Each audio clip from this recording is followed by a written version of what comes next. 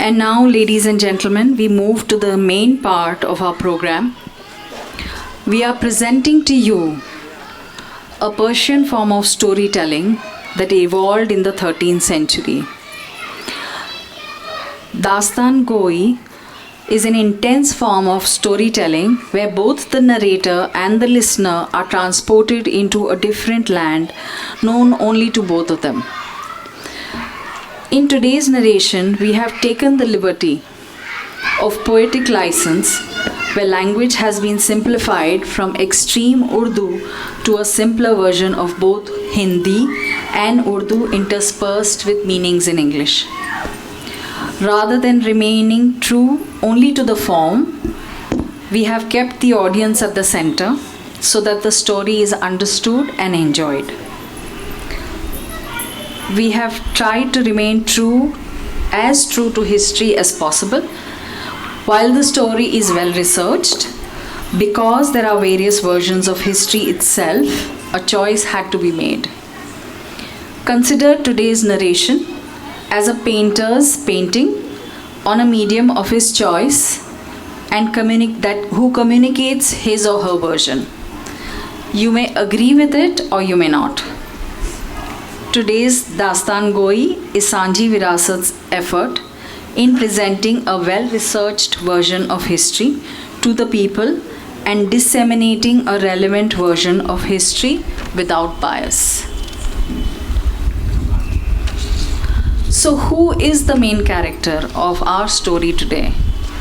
And why is it so important that we choose to talk about him in the first edition of Sanji Virasat? He, my dear audience, is the grandson of the founder of our city. He is the nephew of the spiritual monarch of the city who was Shah Alam. His kingdom extended from Mahim, what is Bombay now, to Abu in the north of Gujarat. From Malwa to Thatta is where he reached. His name was Sultan Abul Fateh Mahmud Shah. He ascended the throne of Gujarat at the tender age of 13. He established 3 cities, one of them being Champaner, a World Heritage Site today. According to the Mirate Sikandari, and I share with you a small description of the city of Champaner, gardens as beautiful as those found in Jannat, with flowers of all colors and fragrances were laid out. Fruit trees lined both sides of the roads and travelers were never in want of shade.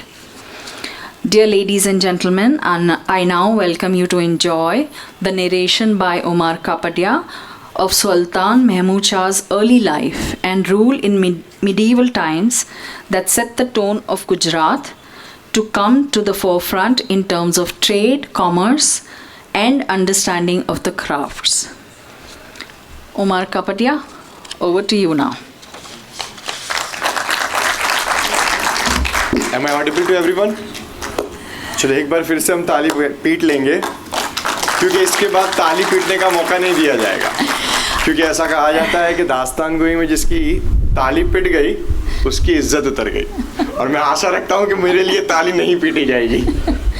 तो वाह वाह बोलेंगे please, ताली नहीं बजाएंगे। तो मेरा नाम मोहम्मद उमर कपाड़िया, अहमदाबाद का ही बाशिंदा हूँ मैं, यहीं का रहवासी। आप जैसे हम कहते हैं ना कि दुनिया के अंदर हर कोई जो है कहानियों से जुड़ा हुआ है। कहानी कहने के तरीके अलग अलग होते हैं। कोई शायरी के ज़रिए कहानी कहता है, कोई गज़लों के ज़रिए कहानी कहता है, कोई फ़ोटोग्राफ़ी के ज़रिए कहानी कहता है, कोई फ़िल्मों के ज़रिए कहानी कहता है। कहानी कहने के तरीके अलग अलग होते हैं। उन्हीं में से एक फॉर्म या एक तरीका कह सकते हैं दास्तान गोई का, जो कि Persian form of story telling आप कह सकते हैं, जो 13वीं सदी से पर्शिया से आया हुआ है। उसी से इंस्पायर्ड होकर हम लोगों ने कुछ कहानी यहाँ पर कहने की कोशिश की है। तो दास्तान गोई जो है वो 2 अल्फाजों का बना हुआ एक लफ्ज़ है, दास्तान और गोई, माने कि कहानी और कहना, स्टोरी टेलिंग। आज हम लोग वही करने जा रहे हैं, तो आपका तवज्जो चाहूँगा, और अगर आप लोगों की इजाज़त हो तो शुरुआत करें। तारीख़, जिसे हम इतिहास भी कहते हैं, वो एक बहती हुई नदी की तरह है जिसमें वक्त का बहाव इंसानियत के कई दौर की तरह बस बहता रहता है, चलता रहता है। वो नदी कोई फर्क नहीं करती अपने में समाई सैकड़ों तहजीबों में, संस्कृतियों में, कहानियों में। वो कोई फर्क नहीं करती, सबको अपनी रवानी में समाकर वो बस बहती रहती है, चलती रहती है। चाहे वो जीत की गूंज हो या शिकस्त का दर्द, हर चीज को वो नदी अपने में समाकर बस बहती रहती है। किनारे खड़े हुए एक बच्चे की तरह जब हम तारीख से गुफ्तगू करते हैं, जब हम बतियाते हैं, तारीख से बातें करते हैं, इस नदी में जब हम अपने पांव भिगोते हैं तो ये नदी का पानी हमें ये एहसास दिलाता है, ये रवानियत हमें महसूस कराता है कि इसका पानी हर बार नई बूंदों से बना है। वो पानी जो बह गया और पानी जो आने वाला है उसमें हमेशा फ़र्क होगा। वो नदी हमें ये एहसास दिलाती है। वैसे ही उसी तरीके से तारीख़ भी एक जनूनियत, एक रवानियत रखती है, और तारीख़ की ये रवानियत उसकी सतह नहीं बल्कि उसकी गहराइयाँ तय करती है। जैसे कि एडवर्ड गिबन ने कहा था कि तारीख़ सिर्फ इंसान के जुर्म, बेवकूफ़ी, जंग जीत या मुफलिसी का पुलंदा माने रजिस्टर नहीं है। अगर हम दूसरों के बर्ताव को संजीदगी से अगर जांचते हैं तो हम पाते हैं कि उनके किए गए बुरे काम, नाकाबिले बर्दाश्त बर्ताव, उनके तौर तरीके, इन सभी को साबित करने के लिए उन लोगों के पास अनेक कई वजहें मौजूद होती हैं। उनके बर्ताव को जस्टिफाई कह सकते हो करने के लिए उनके पास कई वजहें मौजूद होती है। लेकिन हमें आज जो हम लोग यहाँ बैठे हैं, अपने जज्बातों के तूफान को बचाते हुए तारीख की परतों को हमें इस तरह से संजोना है जैसे सुबह की शबनम को फूल अपने में पिरोए रखता है। एक शायर ने इस पर क्या खूब कहा है कि जब्र भी देखा है तारीख की नज़रों ने, जब्र भी देखा है तारीख की नज़रों ने, लम्हों ने खता की थी सदियों ने सजा पाई। एक लम्हे में कुछ कर गुजरना सदियों तक इंसान को भुगतना पड़ जाता है। तारीख ने ऐसी कई शख्सियतों को देखा, जाना, परखा और फिर उन्हें माना कि उनकी मोहब्बत, उनकी जुस्तजू, उनकी जिद और जुनून ने तारीख के मुकाम को, उसकी रवानियत को मुतासिर किया है। उन शख्सियतों की जिद और जुनून ने उनके किरदारों में, उनके बर्तावों में कुछ इस तरह से बदलाव किया गोया वो दहकती हुई आग हो गए।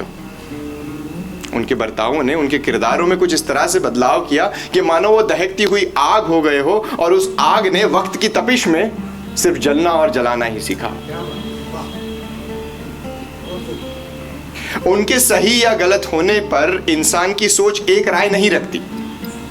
हमारी सोच अलग अलग हो सकती है उन शख्सियतों के बारे में सोचने को लेकर, लेकिन बेशक उन शख्सियतों ने अपने अड़ियल रवैयों से, अपने सपनों से, अपनी उम्मीदों से और जुस्तजू से तारीख पर ऐसी ऐसी निशानियां छोड़ी है कि जिनसे हम कोई इनकार नहीं कर सकता, उनसे इनकार नहीं किया जा सकता। अब उन निशानियों को हम बदनुमा दाग कहें या किसी खूबसूरत गाल पर एक तिल, वो हमारे सोचने के नज़रिए पर तय करता है, वो इंसान के सोचने के नज़रिए पर तय करता है।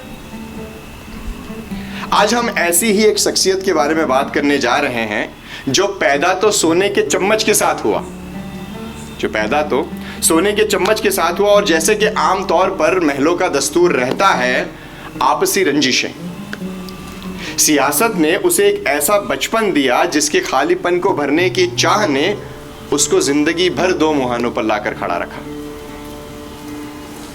अपनों के गम और धोखों ने उसको ऐसा किरदार दिया कि उसने जिंदगी को शतरंज की बिशात मानकर जीत को ही अपनी तकदीर मान लिया। जिंदगी को शतरंज की बिशात मानकर जीत को ही उसने अपनी तकदीर मान लिया, और तदबीर भी उसकी वैसी ही रही, प्लानिंग जिंदगी की वैसी ही रही। बचपन में यतीम वो बच्चा जिसके खोने के डर से सहमी हुई माँ उसे अपनी आगोश में लेके बड़ा करती रही। मौत देने वाले जहर को जिसने अपनी जिंदगी का हमराह बनाया। सियासत की काल कोठड़ी में कैद से बचने से जिसने शहंशाह बनकर अपनी शमशीर से तकदीर बदलने की जुस्तजू की, लेकिन अपनी जुस्तजू में जिंदगी भर उस बेचैनी और खालीपन से वो लड़ता रहा। एक शायर ने इस पर क्या खूब कहा है कि तदबीर से किस्मत की बुराई नहीं जाती, प्लानिंग करने से किस्मत की बुराई नहीं जाती, बिगड़ी हुई तकदीर बनाई नहीं जाती। उस शख्सियत को तारीख ने, इतिहास ने मोहम्मद फ़तेह खां महमूद बेगड़ा के नाम से जाना है। आज हम उन्हीं के बारे में बात करने जा रहे हैं।